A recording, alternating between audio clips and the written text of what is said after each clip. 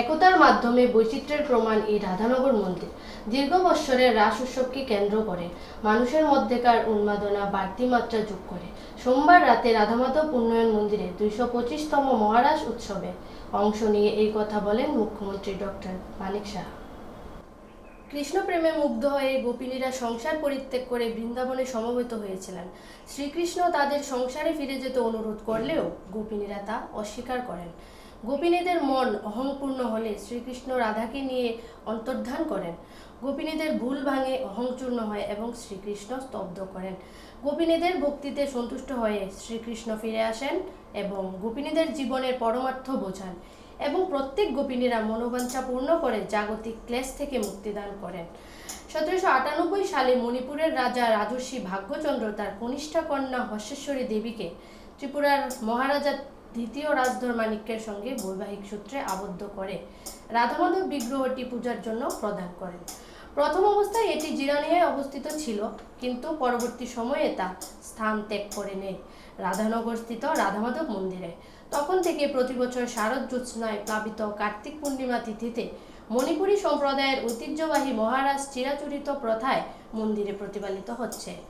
এভাবে রাজা রাজর্ষি ভাগ্যচন্দ্র রাসলীলাকে যেমন মহিমান্বিত করেছেন, তেমনি মহামিলনে প্রতিধ্বনিত করেছেন। সোমবার রাতে রাধানগর স্থির রাধামাধব মন্দিরে মহারাস উৎসব অনুষ্ঠিত হয়। মণিপুরী সম্প্রদায়ের সার্বজনীন উৎসব এই রাস। এবছর রাধামাধব উন্নয়ন মন্দিরে 225তম মহারাস উৎসব উদযাপিত হয়। এই রাস উৎসবের সূচনা করেন মুখ্যমন্ত্রী ডক্টর মানিক সাহা। তাকে মণিপুরীদের চিরাচরিত পাগড়ি পরিয়ে বরণ করে নেওয়া হয়। রাস পূজায় অংশগ্রহণ করেন মুখ্যমন্ত্রী বলেন, এই রাধানগর রাসের সাথে দীর্ঘদিনের পরিচয়। একতার মাধ্যমে বৈচিত্র্যের প্রমাণ এই রাধানগর মন্দির। 19টি জনজাতির তাদের নিজস্ব ঐতিহ্য, সেটাই প্রমাণ করে বলে জানান মুখ্যমন্ত্রী। রাধানগরে আজকে এলাম, শুধু আজকে না, ছোটোবেলায় এখানে প্রায়শ আসতাম। ইভেন এই রাসলীলা উপলক্ষে এই রাধানগরে এসে আমাদের কিছু আত্মীয় স্বজন এখানে আছে, তখন ওদের বাড়িতেও থাকতাম। তো এতদিন বাদে আবার নতুনভাবে এখানে মুখ্যমন্ত্রী হিসাবে আজকে নিমন্ত্রণ পেলাম, খুবই ভালো লাগছে আমাদের। তো এখানে যে বিগ্রহ এখানে রাধাকৃষ্ণের নেওয়া আনা হয়েছে এবং কীভাবে প্রতিষ্ঠিত এখানে হয়েছে সেই বিষয়ে বিস্তর এখানে আমাদের যিনি এই বিষয়টা দেখছেন উনি বলেছেন যে কীভাবে এখানে রাজন্য আমল থেকে প্রায় 200 বছরের উপরে 224 বছর ধরে এই যে রাসলীলা এখানে হচ্ছে। আমি যেটা বললাম, আমরা ছোটোবেলায় এখানে এসে থাকতাম এবং এগুলো রাসলীলা এবং মেলা দুটোই আমরা দেখতাম। তো ইউনিটি ইন ডাইভার্সিটি, যেটা ত্রিপুরাতে সমস্ত মিশ্রভাষী এলাকা, এখানে বাঙালিরাও থাকে, মণিপুরিরাও থাকে এবং আমাদের যে ট্রাইবস আছে 19টা ট্রাইব, সাব ট্রাইব, সবাই মিলে সব ধরনের জাতি জনজাতি এবং অন্যান্য সম্প্রদায়ের সমস্ত লোকের বাসা। তো ইউনিটি ইন ডাইভার্সিটির প্রকৃত উদাহরণ আজকে এখানে এই রাধানগরের যে এই মন্দির, সেই মন্দিরে তার প্রমাণ। এবং শুধু এখানে না, যা জানা গেল ইতিহাস থেকে যে আমাদের রাজবাড়ির রাজা মহারাজ যখন বিয়ে করেছেন মণিপুর থেকে, তখন থেকে উনি বলেছেন যে আমি যাব তো ত্রিপুরাতে, কিন্তু পাশাপাশি আমি যাদের পুজো করি তাদেরকে এখানে নিয়ে আসতে হবে।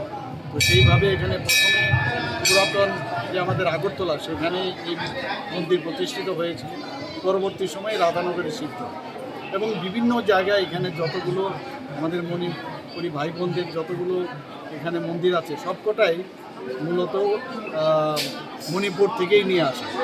তো আজকের এই যে তিথিতে আমি ওনাদেরকে সবাইকে আমি শুভেচ্ছা জানাবো এবং সমস্ত ত্রিপুরাবাসীকেও আমি শুভেচ্ছা জানাবো।